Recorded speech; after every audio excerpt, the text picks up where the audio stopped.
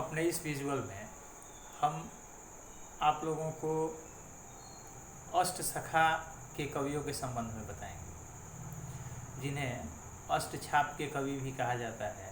और ये अष्टछाप या अष्टसखा जो है, इसकी स्थापना सन 1565 ईस्वी में गोस्वामी वल्लभाचार्य के पुत्र विट्ठलनाथ ने की थी।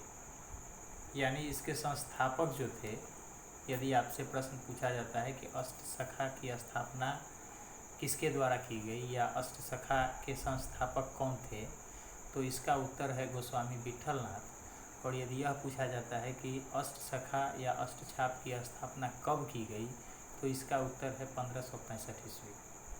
अब इसकी स्थापना के पीछे के उद्देश्य को जानिए।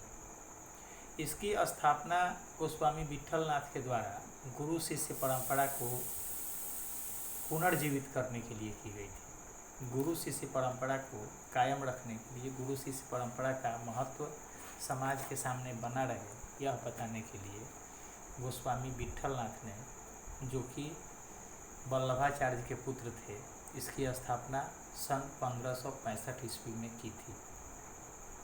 इसमें उन्होंने 4 अपने पिता के शिष्यों को रखा और 4 अपने शिष्यों को रखा। गोस्वामी वल्लभाचार्य के शिष्यों का जिक्र 84 वैष्णवन की वार्ता नामक पुस्तक में, जो कि गोकुलनाथ के द्वारा रचित है, मिलती है। और विट्ठलनाथ के शिष्यों की चर्चा 200 वैष्णवन की वार्ता में मिलती है। वल्लभाचार्य के शिष्यों में जिनको इस अष्टसखा या अष्टछाप में शामिल किया गया, उनमें थे कुंभनदास, सूरदास, परमानंद दास और कृष्णदास। नाम एक बार फिर से सुन लें: कुंभनदास, सूरदास, परमानंद दास और कृष्णदास। विट्ठलनाथ ने अपने जिन 4 शिष्यों को इसमें रखा, वो थे गोविंद स्वामी, छीत स्वामी, चतुर्भुज दास और नंददास। यानी अष्टछाप के 8 कवि हो गए क्रम से: कुंभनदास, सूरदास, परमानंद दास और कृष्णदास। गोविंद स्वामी, छीत स्वामी, चतुर्भुज दास और नंददास।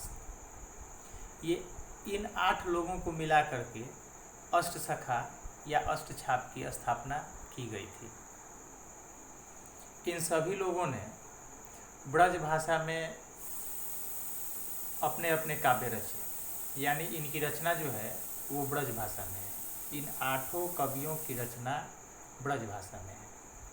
जहाँ तक इन कवियों के बारे में कहा जाता है या माना जाएगा, या ये सर्वमान्य है, कि इनमें आला दर्जे के संगीतकार भी थे, आला दर्जे के गीतकार भी थे, आला दर्जे के कवि भी थे, श्रेष्ठ राजनीतिज्ञ थे, श्रेष्ठ समाज सुधारक थे, श्रेष्ठ चिंतक थे। इन लोगों ने अपने साहित्य के माध्यम से, अपने काव्य के माध्यम से समाज को बहुत कुछ दिया। यानी इनकी ये अष्टछाप के कवियों की छाप आज तक समाज पर है। और चूँकि विट्ठलनाथ ने इन्हें आशीर्वादित किया था, अपने आशीर्वाद की छाप इन पर छोड़ी थी, आशीर्वाद की छाप इन्हें दी थी, इसलिए भी इसे अष्टछाप कहा जाता है।